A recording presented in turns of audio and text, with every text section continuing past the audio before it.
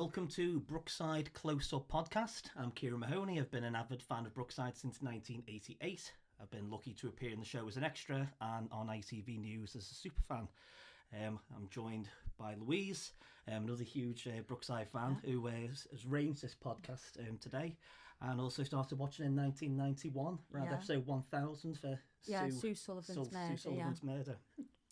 2nd of November 1982, a brand new channel burst onto the screen with a sensational flagship show. This iconic trio made tabloid headlines such as "Channel swore for the gritty yet realistic language." So, we are both honoured to interview Simon O'Brien, who played Damon Grant, Tracy Wilder, who played Duxie, and Robert Smith, who played Gizmo. I'm sure I speak for myself and Louise as well, that we're just absolutely honoured to have you here. Thank you so much for doing this. I want to just thank you all for coming today, making the efforts to come and speak about your stories. So my first question is, how did it start? How did you get your parts? And from the very first episodes? Go on, Trace. There was an audition in the Playhouse Studios, and it was like 2,000 people went for the audition, and we sort of got picked out of all those people. Yeah.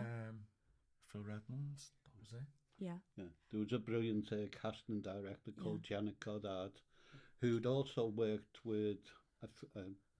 Before that, I'd worked with Janet on a thing called Gaskin for the BBC, which Mark had been. We did. Tracy had done. I'd done. I think you did it. Yeah, I had a little bit in that as well. Yeah. Because, and prior to that, so we were actually on the same thing, but me and Tracy knew each other. And that was groundbreaking. It was about this guy who took the social services to court because he went into an office one day and found his file. And Janet Goddard then went on to do the casting for Brookside, and she got hold of some really good actors. She was also my chaperone as well, because I was only 15. And she was supposed to teach me lessons, and she did. Yeah, mine was a slightly different route. We all ended up in the same room in the Playhouse, but they came looking for a mate of mine, who's still my mate, Sid Driver, because he'd been in Our Day Out. Yeah. And so they got his name, they picked his name out. So they came to my school, New A's, and they asked specifically for him. And the English teacher had enough sense to say, well, do you mind if we send some of the other kids along as well? And they went, no, it's fine, off you go. So teacher came in, Jill Day, an amazing teacher. There's always inspiration in you, and Jill Day was an inspirational figure. And she walked in the classroom and said, does anyone want to go for an audition for the new soap that's starting in Liverpool? It's next Tuesday afternoon. Tuesday afternoon was double maths stats. My hand shot up. All I thought it was going to be was half a day off school, tell them we get a taxi there and back, get my sister to give us a lift, all good, have a look around the TV set, nice interesting afternoon, and that's that. And next thing I'm in the room with these guys, and as Tracy says, 2,000 others. With Phil Redmond wandering around going, all right. They made us do some impros and stuff, didn't they? That's right. We actually did.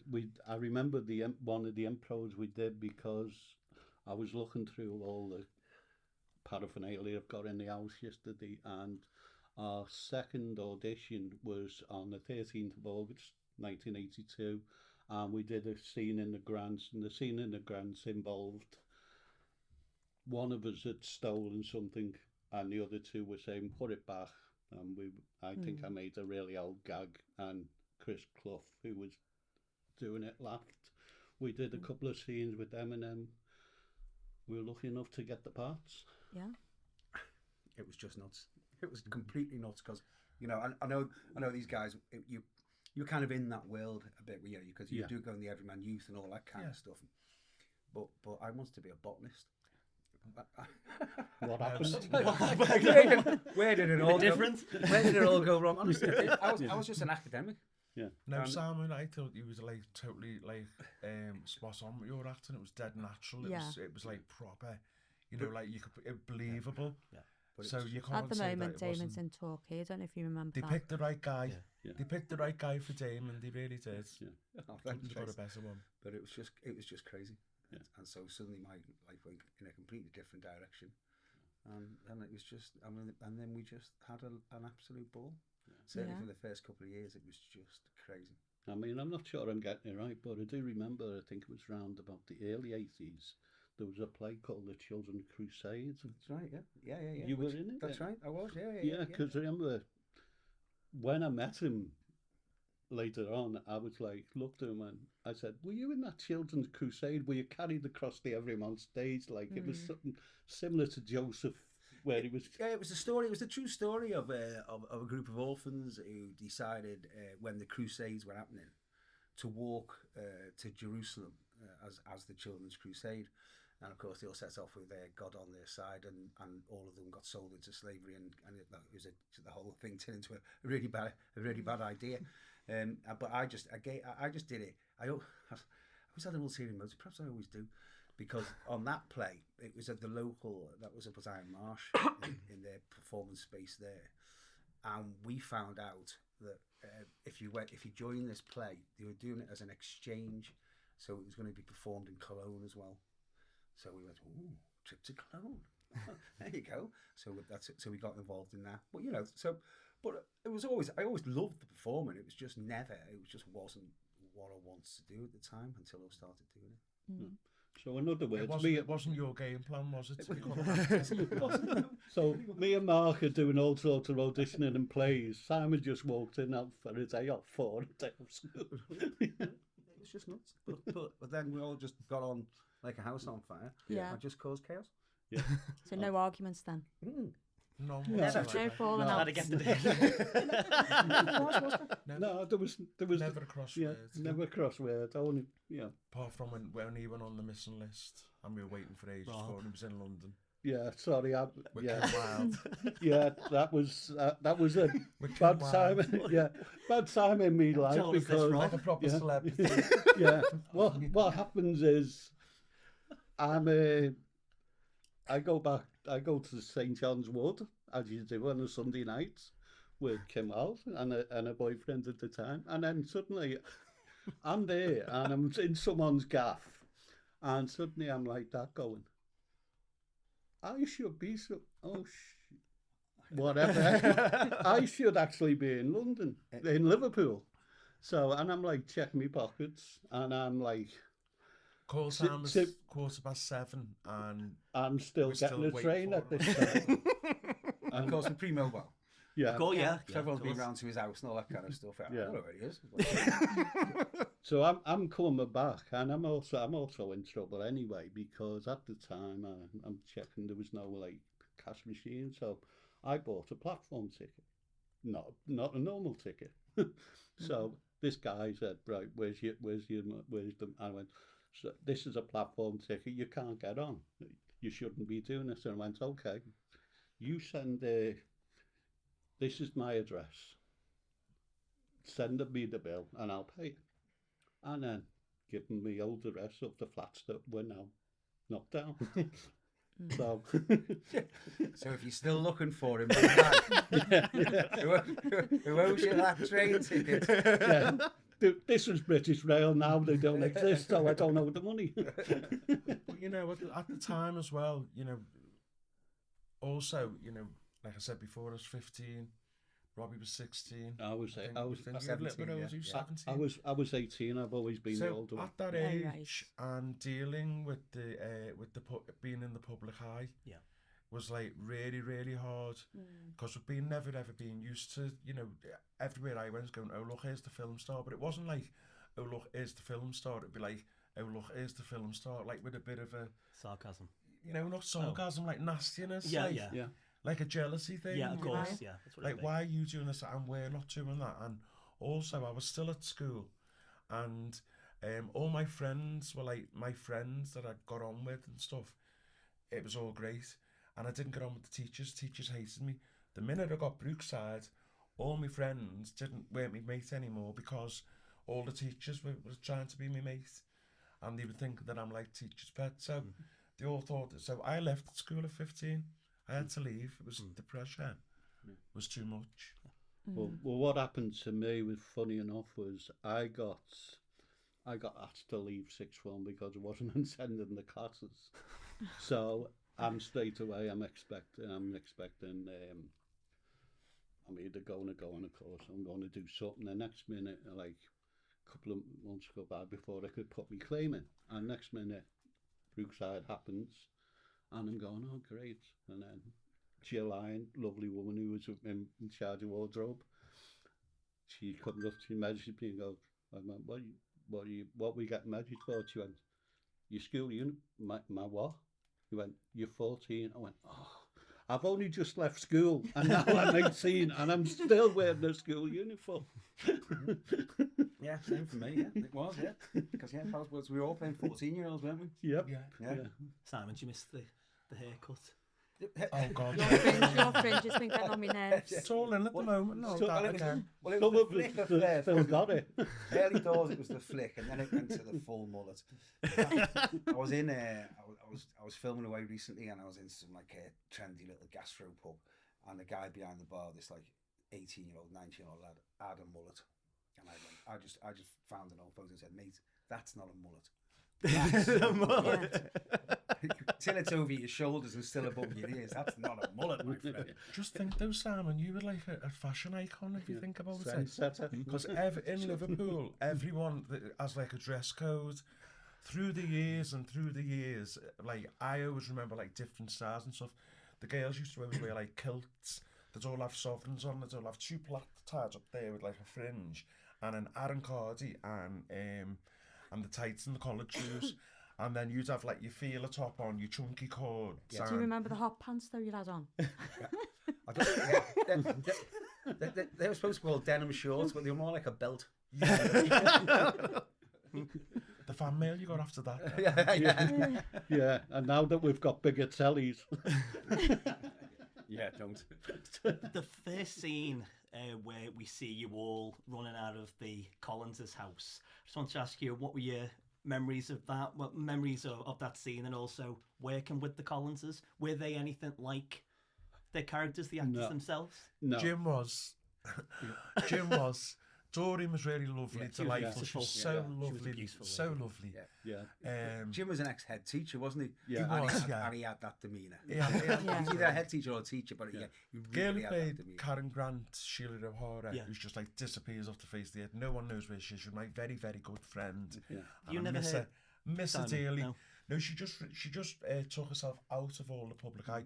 She doesn't want nothing to do with that. Last thing I heard is that she was dealing in antiques. Yeah, That's that's right, what's going yeah. around, That's yeah. But what I like, did. if I could find her, I really, really need to find this girl, because we were like that. And I always remember me and Sheila, we just sit in the canteen and just like bitch everyone. You know what I mean? And so I would wind Paul Collins up, Jim Wiggins, because he was so like authoritarian. But as I say, we're 15, so we're very, very sort of like a 15-year-old, but like we just wind him up. Yeah, Just cheeky. But that wasn't actually our first day's filming, if I remember right. Our first day's filming was in a building site With the with the three girls. yeah. Yeah, And this is what I sent you it was this in, morning. I Rob. think it was in the first episode. Yes. We didn't Right. film it in order. We Right. were, and on the same day, I was just making myself laugh on the way here tonight when I knew I was going to sit today when I knew I was going to see the guys. We walked along the road by Croxteth Park, at a scene, and then we're pretending we're bunkering into this building site, and we just jump over this sandstone wall. Yeah. So we rehearsed it a couple. Couldn't get over Well, it. but we rehearsed it a couple of times, right? And and well, Duxie's challenging. It's about 4 foot high, though, wasn't it? But what we didn't know as well is, as we rehearsed, we got to a point we jumped over the wall. But then when we started filming, when you're actually doing the take, your rhythm changes, and so we walked at a different pace. So we get to this wall and jumps over, and it's about 15 foot on the other side. But all of us were too scared not to get it wrong. So one by one, we just disappear over this wall with a... I think something's telling me not to get over that wall, because I would not climb over the wall. Yeah. Because I was on the big side, and everything was tight on me, you know what I mean? And the trousers that I had on, I think I even ripped them getting over, because they were like busting out of them. I couldn't lift my leg because my pants were that tight, and I just couldn't get over the wall. It just felt. Well, everyone had to have proper drainies then, didn't they? Yeah. The jeans were literally spray on. They just had to be. And no stretch denim. No. Just you just have to lie on the floor and shoehorn yourself into them. Yeah. Simon, I need to ask you this question. I believe you're an Evertonian. Yeah. You were playing a Liverpool fan Mhm. with rods, and how did you feel about that? Yeah. Well, I can see it in his eyes already, the rage building. it's actually what ended up with me leaving. Basically, I just couldn't stand it anymore. I got migraines putting the hat on. I got rashes with the scarf. You know, it was a medical condition. You had to Because hang out the window and yeah, oh Yeah. the man, flag. the stick I got for that, and also of course, Rod, Jason Hope. Well, he was an avid red. Yeah. So they just, I think the writers just did it just to wind us Wind up. us up. Yeah. Bit of comedic. Yeah, absolutely. Yeah. I'm just doing the scenes like that. Oh, but honestly, the stick I got in the pub and at the match, like kind of, I don't think I've ever lived that down really. So I always claim that that's why I actually packed it in the end, because I just couldn't be a Liverpool fan any longer. What were your memories of working with Heather and Roger? Because obviously they were like the flexies, upper class. But funnily enough, they're very professional actors. But having said that, Rob Spenlove, who played Roger, was an absolute corpse. He was a really, really funny, and if you got him, you just couldn't start again. He'd just giggle his way through the day once you'd got him on your side, and once you started messing with the words and that kind of stuff. But they were really professional, weren't they? Very. Yeah, absolutely. Yeah. Didn't you particularly like, Simon, a scene where you were with Rob? And it was just like you were saying, Brookside Teenagers. It was just it was a nothing scene. You were arguing with him over fixing a window. That was it. And you just couldn't do it. No, that literally took us about 3 hours. And the director's going nuts. The crew are going nuts because, as we were saying just before we started, Time's money. there was a sign up saying "Time is money," and that was the mantra. Because don't forget, Brookside was filmed single camera. No soap is filmed single camera. Yeah. Because we were in real houses, we weren't on set, so you can't just shift the wall out and bring another camera in. So every scene, you had to do at least 4 or 5 takes, and still turn it out on time. So we were literally, I think at the time we were recording more drama per day than anyone else in the country, because we had to. Yeah, and you did have to be spot on, because it'd be Simon's shot, then be Tracy's shot, then my shot, and we had to make sure for editing purposes it was always said the same way. It was like, you couldn't say, oh, well, I'll say it a different way than this scene. It had to be, because the editing had to be. It was really a learning tight. curve as well, because it was the first time really where we'd have a soap where there'd be running water, and if you were doing the scene, you'd have to do it for real, because, you know, like for instance, Sue Johnson, if she's like doing a scene or whatever, I used to think to myself, God, the way she can do that, it's brilliant. The way she can iron and do the lines as well at the same time. Yeah. Because we don't think about that. People don't think about the, you know, it's not just the lines. It's also, but because the tops are real, and you know the toaster was real and all that one, so it was it was just like never been done before, had it? I mean, the first. And the swearing as well. I was just about to say about that. I mean, the swearing in the first 6 months, and everyone went nuts, going like, "Oh no, it's terrible! It's giving Liverpool a bad name." No, okay. No. It was realistic. Yeah. I think maybe was that because people weren't ready for a TV show to come on that portrayed things as they were. Yeah. These 3 lads were talking the way that regular 3 lads were. But as for the swearing, what we were saying was tame. Yeah, it was. Yeah. I mean, you watch the Responder Sunday night. We would never have got away with half the language that they say. But do you think it was a thing of its time? What was acceptable back in '82 as opposed to what's acceptable now? I remember Simon's telling me, and I had the same experience. People used to come up to us and effing blind to tell us how bad we were, that we were bringing bad language into their house.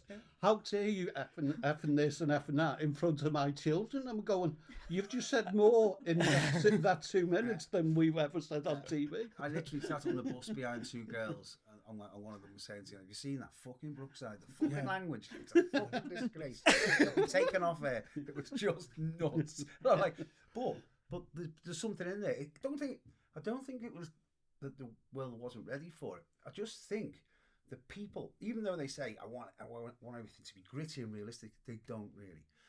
you want to be kind of feel comfortable in your own living room at the same time. You've got to be prepared for what's coming. If you're going to watch a horror film, okay, it's going to be scary.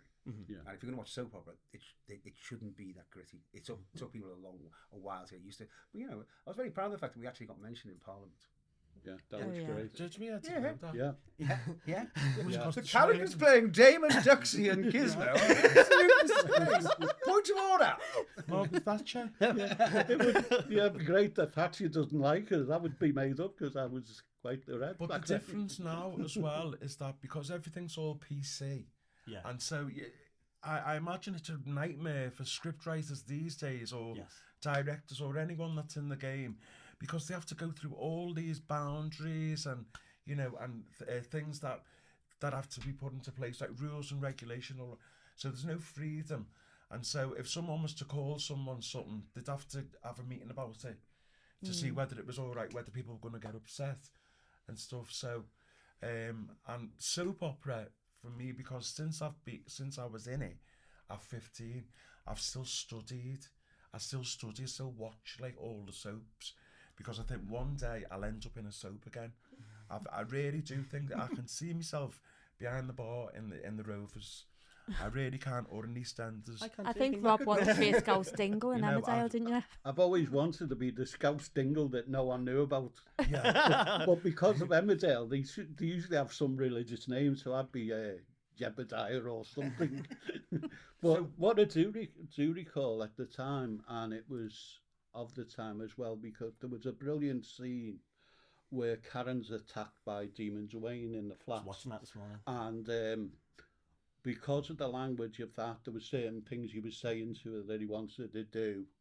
But what we had to do, because it was 5 o'clock, so it was shown, I think it was shown on a Tuesday, but there's no way that could have been shown at 5 o'clock on a... It was a really gritty scene. Everything had to be PC for the 5 o'clock omnibus, But instead of putting it on later. I think the best ever scene out of all the brookside, and there's loads of them, so many. But one of my favourite ones that sticks in my head always is one of Frank Clark's episodes, and it's about where Karen Grant's like that. So what's God then 20 Benson edges? Because she's got caught smoking or something. that was great. And there's like an Our Lady on the lighter. Exactly. From Lords, because that was a big storyline with Sheila Grant, all the Catholic thing, which is a very Liverpool thing. Yeah. So they touched on that. But also talking about soap as well, we were saying about how soap is. Now soap, what I love about soap is that you can go anywhere with it. Of course, yeah. Because it's not real. And when you realise that, like my mother was going to me, I don't understand what's happened in Emmerdale there. Why did she do this? I'm going, do you know what it is, Mum? You're not meant to know. Because when you're meant to know, you will know. So they keep you guessing. They've always got a little cliffhanger. But I've just been watching the new Dynasty. It's absolutely just mental. Alexis gets pushed in the fire by his son, gets her face burnt, and comes back as a new Alexis. Yeah, new and improved. Stephen goes missing, the gay's son, and he comes back as the butler, and then he unzips this face off and becomes Stephen again. You know, So perhaps Damon's not dead after all. no, it's not. No, This is what I No, mean. you came about back, soap, didn't you, for the can- film, didn't you? I came back for a Yeah. what do they call, like spin-off Settling, thing? Yeah. settling up. But how come that never got shown? I don't know what happened to that. And someone found a clip of that the other day. I think it's The trailer, something on Yeah, the YouTube. trailer, yeah. the trailer for it settling up Yeah. is on the You come Unfinished back to Business the States, DVD. didn't you? Yeah. I'm dressed all in white tracking, Yeah. which is the Scouse Ghost. Well, they had to have the latest on. Yeah, it never got I shown. think they were going for a bit of Randall and Hopkirk. Yes. Well, there was a couple of spin-offs as well. There was the other one, South, wasn't he, with Justine Kerrigan Tracy, yeah. and Sean McKay, God Yeah, rest his the soul. soul, yeah. Yeah. I can't find that anywhere, but I'd love to see that again. Yeah, because there was one episode where they actually meet Morrissey. Yes, I've seen that. Yeah. Was there anything in the script that either, because obviously with you playing these characters, you are obviously not the characters, but you feel that you understand how the characters are and stuff like that. So my question is, was there anything that you read in the script that you thought, no, I don't think my character would do that? Yeah, a few times. That was A few terrible. times.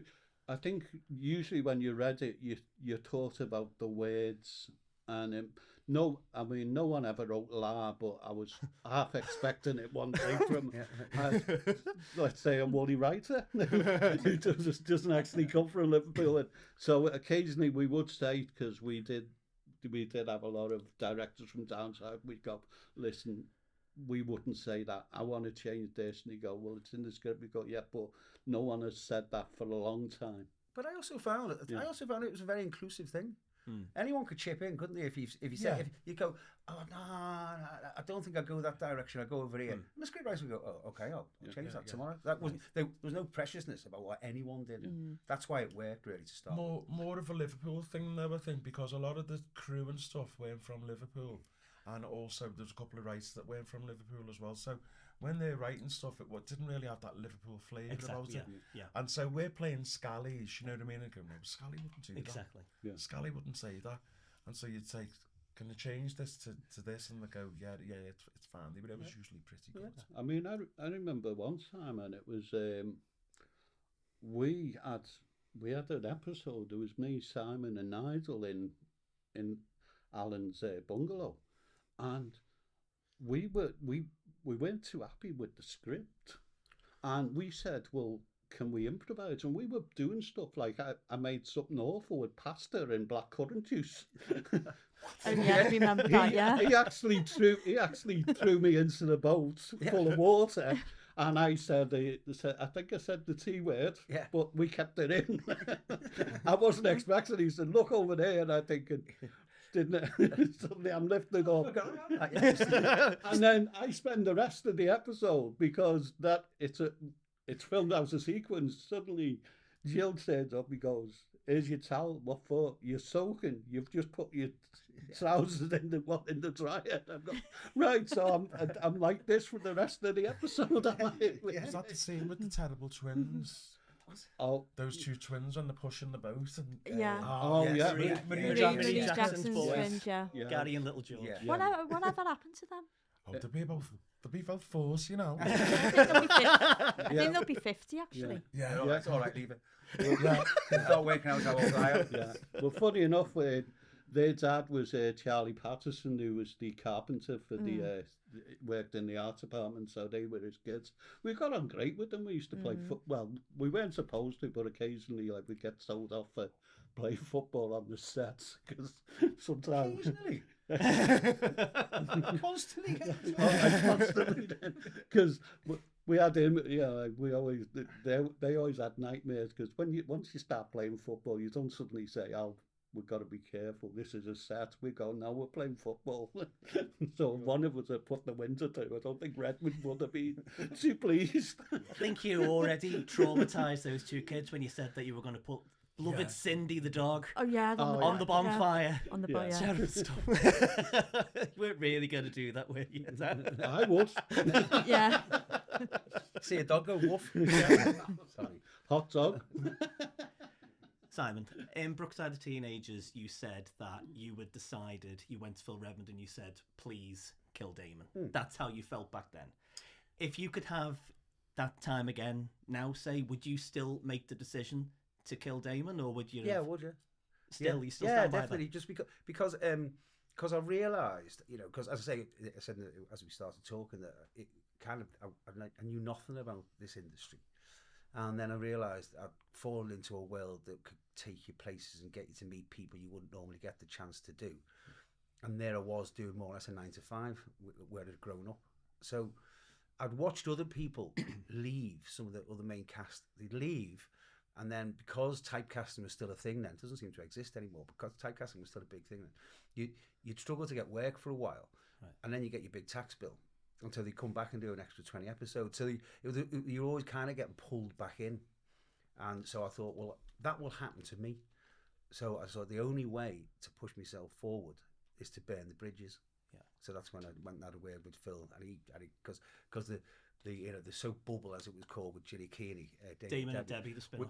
that was already going to be filmed. The first 2 episodes were Right. written, and all he did was change the end of the last episode and then dovetailed it back into Brookside. Yeah, and so the answer is no, because since then, I've had a kind of a fantastic life in media, and so So no regret at all. No. Are you still in touch with Gillian? Yeah, absolutely. Yeah. See Julie all the time. Yeah, she lives in far from us. Absolutely.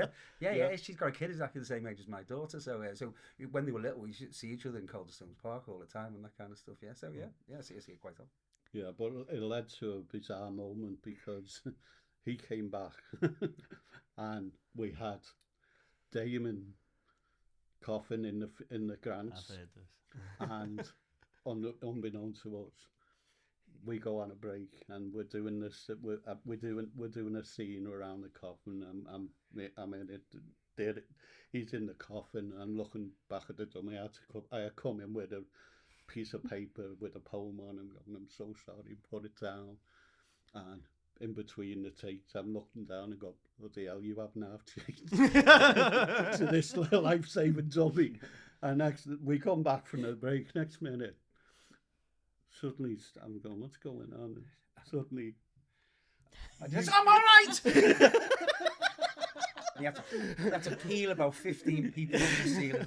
Got him. I thought Ricky Tomo was going to die with a half belly.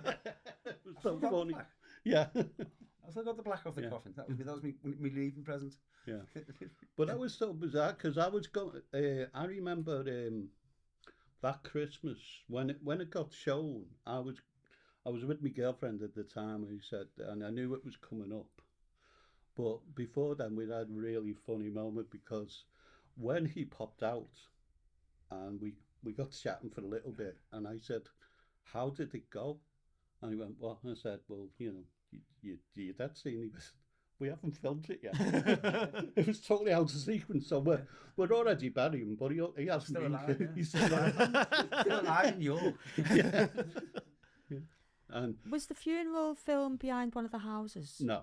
Because that's what was mentioned in the No, backstage we tour. were It's actually strange taken that to they- a church. Yeah, that is. Yeah. Springwood, wasn't it? I wasn't there. Yeah. You were in the You box. were in the box. Springwood. Yeah, but it was so funny because, you know, although it was a bit somber, because it was hard for me because we filmed Damon's funeral a couple of weeks after my own dad's funeral. So I wasn't as Bit raw. but there was one thing that made me laugh is the guy who's playing the priest, his pacing was off as we entered the church, and they're carrying the coffin. His pacing is a bit slower than it should be, and he gets hit in the back of the head by the coffin. And he said some words that they're not supposed to say in church. No, definitely. So we had Not to very godly. retake that, and as that's happening, I'm going, I shouldn't be laughing in church at a funeral, Yeah. but it was, and then, but the other thing, I mean, one thing I thought that was great is suddenly Debbie has the baby, and the baby gets called Simon. Simon, yeah, that was a lovely touch. Yeah. Well, yeah.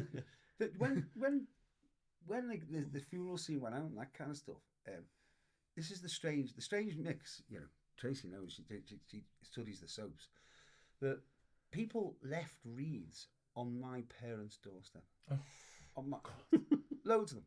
Because it was that well written, that well acted, No, that because- people believed it. No, because the blur between reality and fiction Yeah. in soaps Yeah. Yes. is so big that you just people literally couldn't work out whether I had died as well as the character dying. So literally, like the day after it went out, we opened our front door and there's all wreaths on the front door saying, "Oh," and people are saying to me, "Mum, you're a real mum in the street." "Oh, I'm ever so sorry. I'm ever so sorry." She says, "So am I. He's not making as much money now." But I think the thing that was weird, because I remember when my girlfriend at the time, Sarah, she was watching Damon and Debbie, I was watching it too, and then come the scene where I'm watching it, and it was out of body, because I'm like watching it going, oh, I'm getting upset myself, and I know he's an actor, but it's seeing your mate stabbed. I'm going, this feels so strange that. You see how much Damon was loved though, because all them Totally. reefs getting put it in your mum's door and stuff. So they really did, like, you know, you was, like I said before, you was a heartthrob, Simon. Yeah. And Debbie's. if Tracy would have been around, I don't think I would have been your mate. I think you might have been the new Debbie.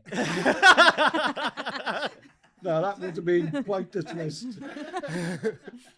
That'll be all right, mate. But you know, if they like, if they were to bring it back round again, our own stories of like where we've come from and like where we are now is another story in itself. Do you know what I mean? But the thing that's funny about it is, and I appreciate that people that love what they do, but there was a couple of years back, I'd just done my first Irish play. Yeah. And I was proud of myself because one woman had come up to me and asked me which part of Ireland I'm from, and it was great.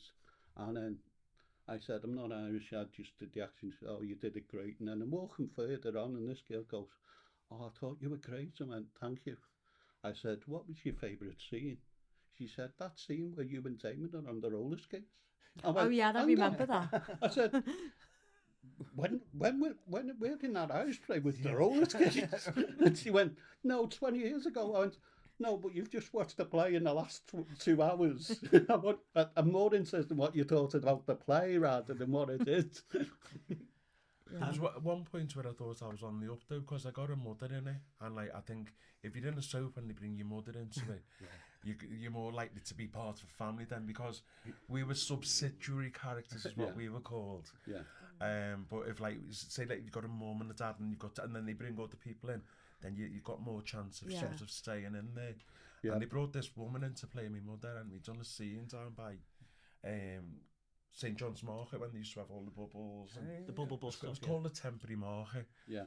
And this woman, she wasn't even Scottish, terrible, but she never got invited back.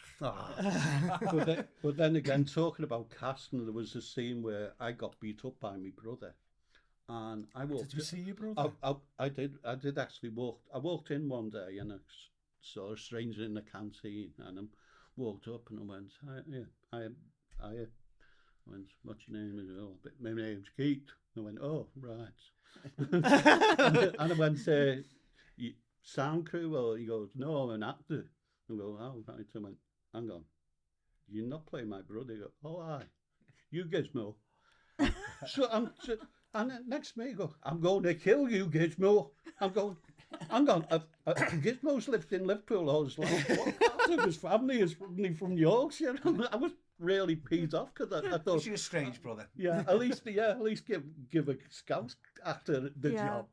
There's nothing worse though, in my opinion, is when there's so much talent in Liverpool, and then there's so much good work getting done and whatever, and then the director will go and give it to somebody from Manchester or even Ireland, and they're doing a Scouse accent, and it's not 10%. And it breaks the illusion. The one that was in that was responded. The responder, he was good.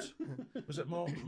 What's his name? Freeman. He done a great Scouse accent for a non-Scouser. I was like, wow, I was well impressed. Yeah. So did it's the sad police that they woman. don't give Liverpool people more work, because there's so much talent in the city, and there's loads of good stuff coming out of Liverpool now. Like I don't know whether you've seen the Gathering. The Gathering. Yeah. Brilliant. Oh yeah, I've seen that. Yeah. What's the other one? Go ahead. Yeah. And Go Ahead's funny. Yeah. That made me laugh. Simon, a major storyline for the Grants was Sheila's rape. So, a two-part question. At the time, there was lots of different suspects. Pat Hancock, Looney Dinsdale, as you called him. He was Alan Jones and beloved Uncle Matty. So, do you remember at the time, because it was a while before they actually announced who actually did it, do you remember people like talking on the set thinking, I think it was this person, I think it was that person? Good question. I think, because they did keep all that stuff secret because they had to. Because you get people finding scripts lying around and then it being the echo. I don't know. I don't think we guessed. But what we do all know is it's an unforgettable storyline. Yeah, and it showed Sue Johnson's talent at their height. It's just what an actress. Yeah. What were your memories of working with her in those scenes? Just in any scene. I always say I learned how to deal with the public off Ricky, and I learned how to act off Sue. Basically, all you had to do was watch both of them and how they bounced off each other, and then how they would deal with people out in public, and they were just constant professionals.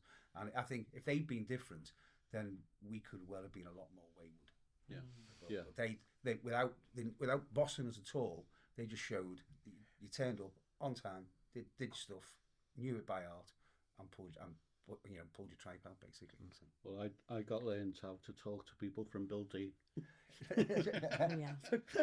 Yeah, okay, yeah. Good luck with that. Being 15 as well, Ricky did always keep us looked out for us and stuff like that. Because I always remember he'd come up to me stuff, and he'd say stuff like, "Make sure that you put a little bit of that away, kid, for your tax and all that. You've got to watch it, and also be careful, like when people see you out and about. Because someone said that they see me kissing another boy, outside the Royal Hospital one night." 15, we were out in nightclubs as well. I was up at like 7:15.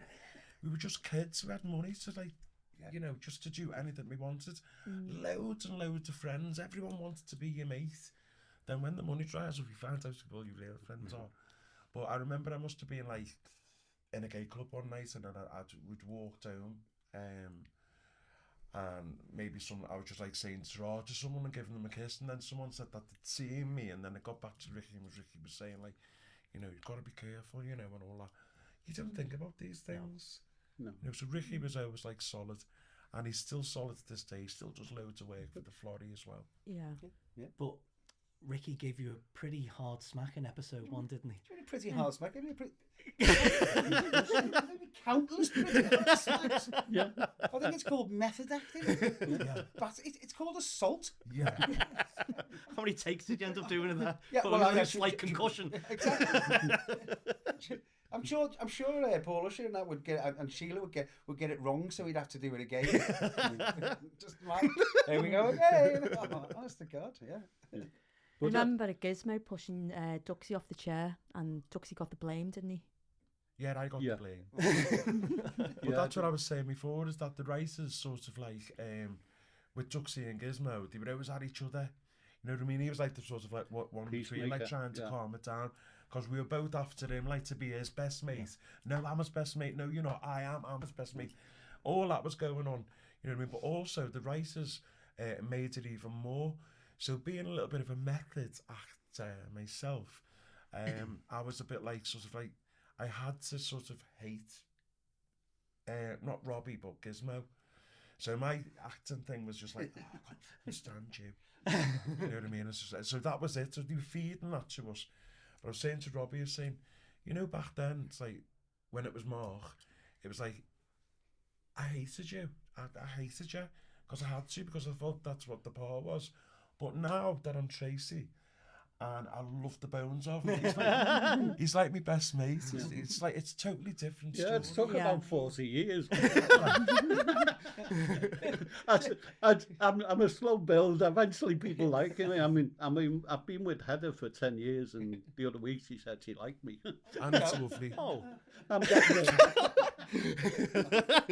Like Yeah. We can build on that. 20 years time, she might actually say she loves me. Do you have another So, question? yeah. So what's your most memorable behind the scenes, behind the cameras story? What can you remember behind the cameras, behind the scenes? I remember I caused chaos one time. I didn't even mean to. One time? Well, but proper chaos. Yeah, because like up in one of the houses at the end, the terrace at the end, was the edit suite. And because we were just young and interested in all this kind of stuff, if you had a couple of hours, I'd just wander up, and just have a look what was going on there. All the live feeds would be there, and someone showed me that you could make a little different coloured square with a joystick and just move it round on the pictures. This is, and don't forget, in 1983, this is super advanced stuff. We're still playing tennis with the two things. And so I was just sitting there, and they turned away to do something else, and I thought, oh yeah, and the test card with all the stripes, I just got the pink oblong and put it next to the pink one that was there over the green one. And then I got distracted and started talking. And then next thing, the guy who's in charge of all the technical stuff, Colin McEwen of LA Productions, comes in and goes, "What? The colour bar's wrong? What's wrong with the colour bar?" And I'm not even interested. I've gone. And they stripped the whole edit suite down before one of the guys remembered that he'd been teaching me, and he went, "Hang on a minute," I moved the joystick, and it was so I literally like tens of thousands of pounds worth of wasted time and people's and equipment and that kind of stuff because he's taught me how to do a little thing with a pink oblong. Did you ever wish that? I mean, Damon was always lovely and everybody loved him. Very much of a stark contrast to his brother Barry. Yeah.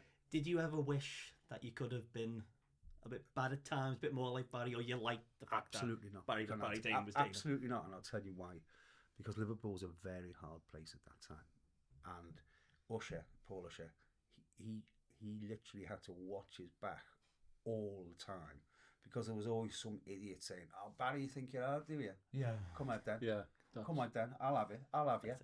Think you're all that on telly." Yeah. But and so no, I was not jealous of that at all. I quite like I'd rather just Happy go lucky. exactly. I'd rather the same scally just walk past him and went, "You little dickhead." That's fine. That means I can go out peacefully.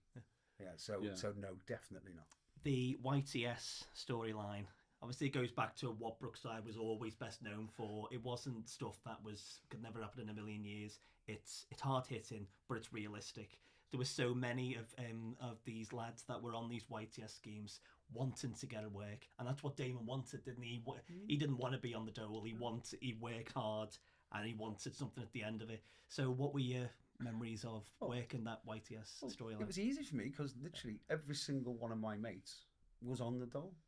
Well, I think there was about 3 of us that had jobs out of about 12 of us, and everyone else was on the dole, a whole generation.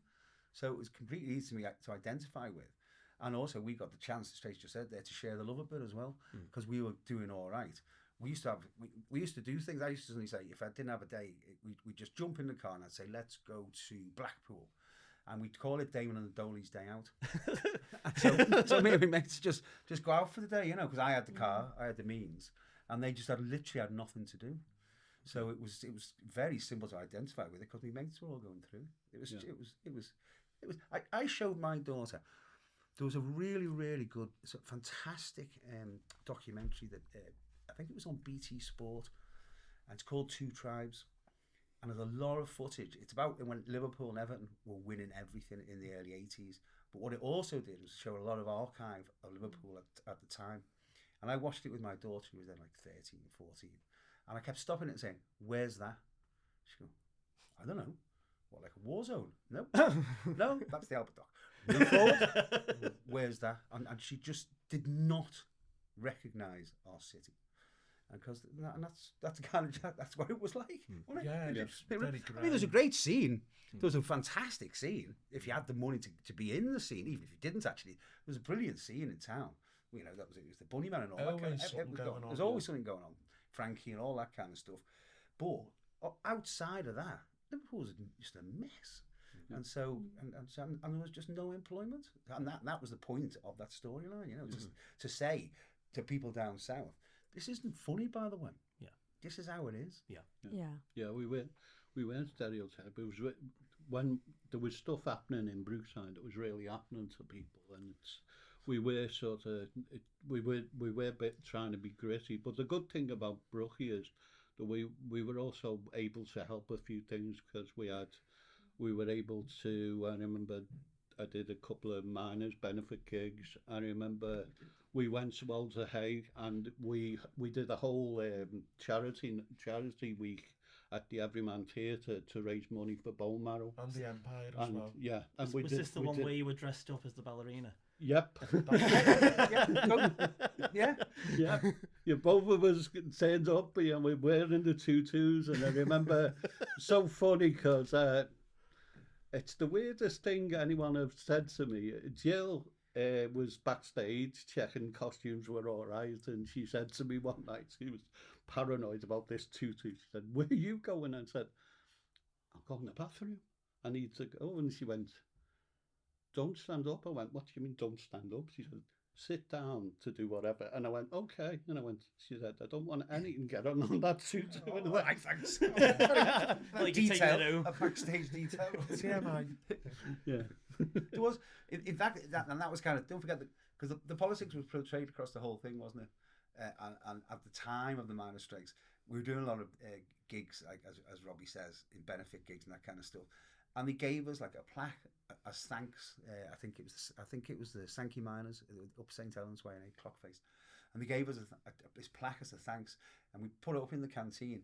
And Doreen Sloan and Collins would walk in and turn it round, because of course Doreen was a dyed-in-the-wool blue. You know, she was lovely, but she was this was absolutely against their politics, and she didn't think it right that we should put it in a neutral place. And so and then we turn it round again, and then she'd come in and turn it round again, and so it went. You know, but yeah, we all got on great. Yeah, because I remember there was one time I came home late one night, and my mum said, "Oh, here's baffled message." She said, "Phone Roger Hill," and I went right, and said, "Paul wants you to do something." I went, "Paul who?" And sitting there and said to me that, "What's my mum talking about?" She said, "Oh, phone Roger Hill." And he said, "Oh, Paul Weller wants you to do something with the Style Council in the Mountford Hall." And I was like, wow, and it was great. And then got on the mic that night and denounced McGregor. And then next week the Record Mirror comes out, and he's got, whoever the journalist said, "Nice peaceful musical evening, apart from the denouncement of McGregor by this guy from Brookside." I'm thinking, I'm the only one that was political that night. but it was a miners' benefit gig, and that was a great gig. It was. Yeah. What was your memories of the scenes in Torquay? Well, I was with Harry, Ralph, Bill, Julia, Madge. It was the evil hilarious. Madge. That's just been shown on STV. Yeah, it was just nuts. But again, that cafe is still there. But also again, completely reminiscent of the times. You know, there was just no work here. Yeah. So every load of Scousers would just. So when we were filming down in Torquay, every person working in every hotel and every restaurant was a Scouser, because that's where you went for work. You know, for seasonal work, because you get some money from somewhere. So it was completely relevant storyline, but it was completely nuts being away with like those three other characters and me. It's just utterly bizarre. But great, you know. That's exactly what I was saying before. You know, how would I get to know people like them if it wasn't for this industry? You know, just fantastic creative people, and get paid to go around and Torquay for a bit. Yeah. But what was happening in Liverpool at the time? Because I remember the three of us and three girls at Liverpool we had the Garden Festival, which was brilliant, but it was such a contrast. Everyone was going, "Oh, Liverpool's great again," and we got the Garden Festival. You go, "Yeah, well, that's one part of Liverpool. The rest of the people are struggling." And then you looked at the prices to get into the Garden Festival. I mean, I got in there twice, but once for filming and once for doing a bit Yard of Ale contest with Ricky Selmore. But it was totally different. It was like the Derek Hatton period. He was sort of like, "Oh, Liverpool's all this good," and we're going, "It is for you, but you know, not for everyone." I look at it now, how gorgeous it is. Yeah. You know, compared to then, all the buildings and stuff down by the Three Graces and all around there. You know, they've still got to take care of speaking places like that at Kensington. But like it's a completely different world now. If people are looking at Liverpool, I think the Eurovision sort of done that, brought everyone out for that, and it was like they done a really good show. Yeah. They had the Queen Anne in the other day, and they put on a good show for that as well. So they're up there putting the shows on our Liverpool. Yeah. Do you have another question, Liv? Have you been rewatching yourself on STV? Have you been putting it on every Wednesday? Not every time, no. Because every now and again I dip in and say, "Where are we up to now?" And I go, "Oh God, I've forgotten about that." Yeah. And I watched the very first one, of course, when they first started streaming it. I get with my wife and daughter. And after about 10 minutes, my daughter, she was looking at the screen. She was looking at me. She was looking at the screen. And I said, "What?" She said, "Two things." "What?" She said, "That can't be you. And you're a rubbish actor." Oh. Yeah, she's 16. Yeah. We politely disagree. But it is weird. Yeah. It's so weird. Yeah, it is. I remember meeting your daughter. She must have It's been weird, about a 5. bit weird. It's a little bit weird for me because I only have memories of Mark now. You know what I mean? and I'm happy to talk about them. I never used to be. I used to be scared away from it, going, no, I don't want anyone to know that I was this and that was that. I've got a story to tell now. And because I can be me and who I am to all my family and they all know who I am, then I have no problem with it anymore. And I look at it as a little fond memory. At the time, I hated it because I was a fat 15-year-old spossy schoolboy. And I hated it because I hated being recognised for it. But then now, it's like, I wish I would have been who I was then. I might have had a longer life in my acting career, even though I haven't really stopped. I've always carried on and maintained to do acting and stuff, make little short films and stuff, teach drama. I went through Clubland, because when I left there, I was in Clubland then, I DJ'd for 30 years. So I was in Clubland, so everything, drugs, alcohol, everything, being there, all the t-shirts. I've been in recovery now since 2014. In 2014, I started teaching drama in a recovery centre because the teacher was off one day and he said to me, will you cover it for me because you've got experience?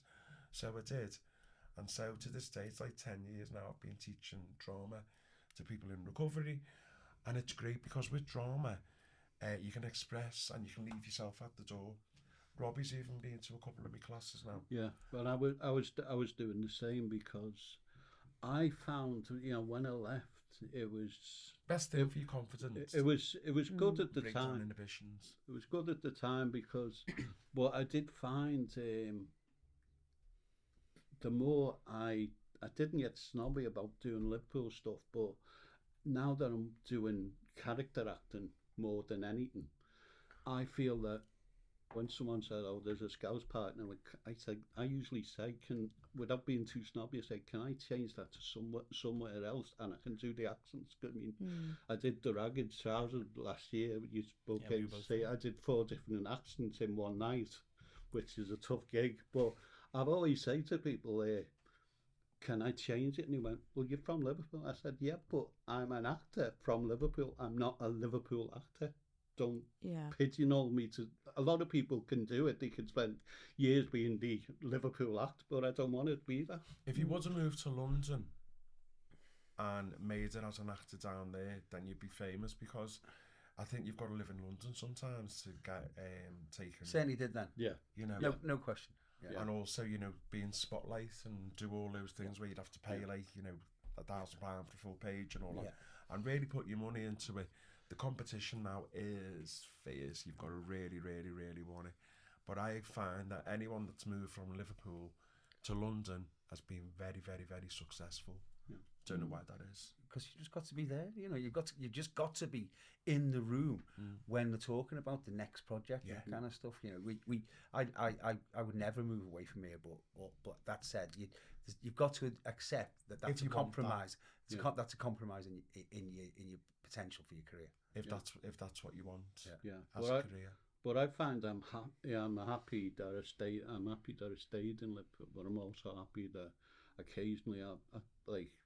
But if you'd have told me in 1982, 83 that I'd be doing 3 Shakespearean roles, I'd go, well, I didn't expect that. But when I did Albany in King Lear, I did Capulet, and I did Midsummer Night's Dream, I was like, when I was doing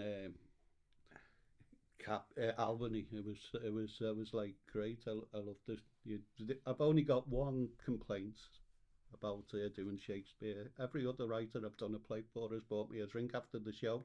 Shakespeare still hasn't bought me one. No, not one bevy. No, typical. I mean, even Redmond used to buy us a drink occasionally. I'd have to give up acting if that was the case. Was there any actor across the whole cast? Was there any actor that you would say were very like the character? Not really. I think there was such a concept. I mean, the thing that used to... Jim Wiggins was. Jim, definitely. Yeah.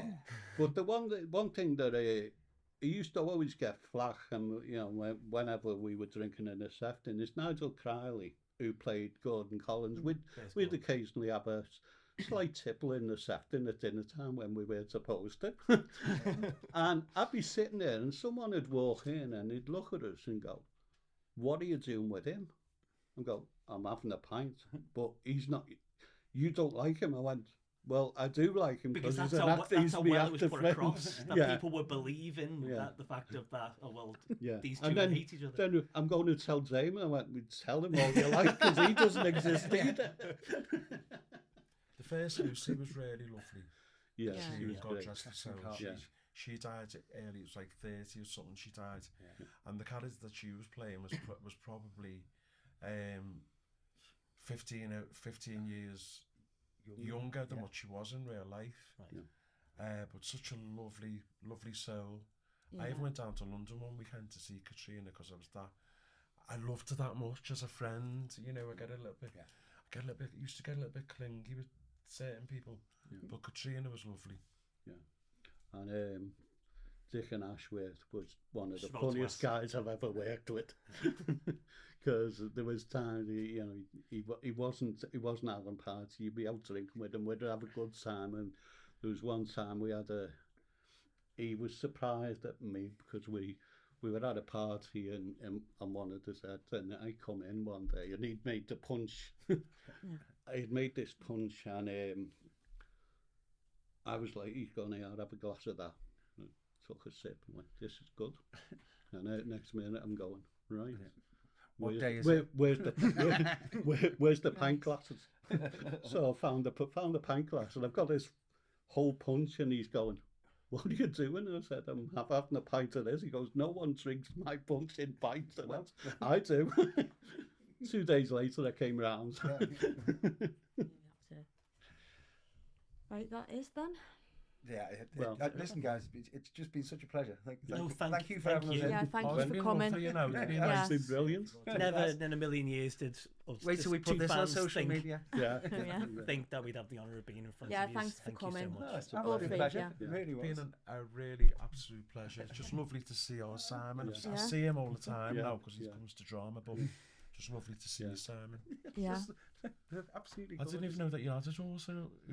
How Yeah. old's your daughter? She's 16. 16? Yeah, Rosa. Yeah. So 2 years ago I was a hero, and now I'm just an idiot. What does she want to do? She wants to be a marine biologist of all things. Go for it. Yeah, so she'll probably end up. So she'll probably end up being an actress. Yeah, honestly. that's it. Because Tell her to avoid one thing I found auditions. about you when we were young was that you were very brainy. You know, you did have a brain. Clever. I remember the time that the teacher followed you around because you had to do your exam a day early. Oh, that's right. Yeah. And she was following everywhere you went. I was going, who's this woman that follows you? Well, I've done my exam, and the others are doing it later on this morning. Everywhere you went, it was like, done. Yeah. And I never went back to academia. There you go. Yeah. Thanks very Academia. much. Okay. Thanks very Are much. we done? Yeah. Yeah. I think Kieran just wants to talk about how he was when he was an Very, extra. very go on. briefly. Go Being a fan for so long, never did I ever think that I'd get to be a part of it. It was only in a small way, but a part of it all the same. And by the time that I was going and doing it, we were talking about 98 through to 2001. So it wasn't on Brookside Close. It was on the other set that came on later on. I just remember it in Campus Manor, going through the the archway. And then it was all like a woodland and a road, and then walking down and then seeing all of these different sets. You had Manor Park Primary School was here, where like Leo and Gemma was. Then there'd be like a house just on its own where And the bar. all of that was there. And there was like the police station and Brookside Comp, and then the building used to curve around like that. And then they took us onto the set, and then it'd just be this tiny little alleyway. You'd turn the corner, and there's Brookside Parade. And then they're going in and having a pint, but obviously it wasn't a real pint. It'd be all water that'd be kept under the bar, and they'd put like a little tiny bit of something in just to give it its colour. And but the idea of seeing how it worked and all that kind of thing was just amazing. It's amazing. It is amazing. Whenever I go on to any set now, it's still amazing. It really is. It's really so clever how the whole thing works. We're only a small part of it. And went into the canteen, and it was all just like tables and chairs, and the Dixons were there, and I took a step back because I thought, I'm walking into the cast only room, and I'm gonna get shunned if Ron Dixon showed to me. I couldn't live it down. But no, that was the real place. And then looking up, it had like a mezzanine floor, and that's where Grant's restaurant was. It was just surreal. And then you'd film it, and then it'd be on screen 6 weeks later. Yeah. Just I know. absolutely surreal. You know, it is. It's bizarre. Yeah. So, That's Okay. it. Anything else? Bro. do we conclude it or? Yeah. Do we We just did. walk off? Yeah. Eject the cease. Yeah. You're done. Get out. Yeah. All right. Oh, thank you very much. Can I just Thank do you. one thing we used to do on a set? Yeah. That's a wrap. Thank you very much for watching Brookside Close Up podcast. We're hoping that there will be more episodes. So please like and subscribe to this channel. Thank you for watching.